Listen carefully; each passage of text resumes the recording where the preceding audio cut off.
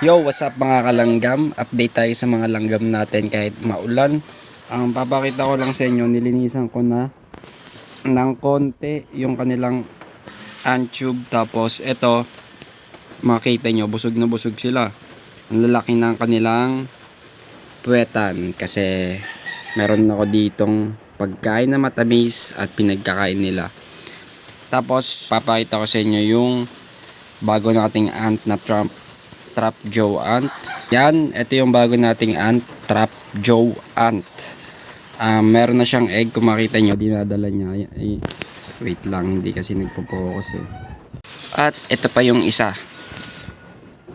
Ito yung mas maraming egg, mga 10 eggs na yata to.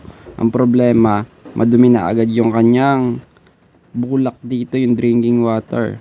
Ang gagawin nga natin, ililipat natin siya panibagong test tube. Yun o, dinadala yung kanyang mga egg.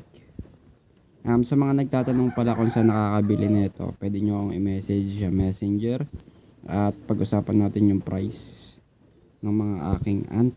Pwede natin ipa-shift. Yan o, nakita nyo. Panibagong colony natin na magagamit. Hindi ko alam kung mabilis ba to ma-hatch or yung iba kasi yung ant mahigit 1 month bago ma-hatch, katulad nung aking Componotus. Ito papakita ko. Yan. Etong Componotus ko mahigit 1 month to bago na-hatch yung mga egg.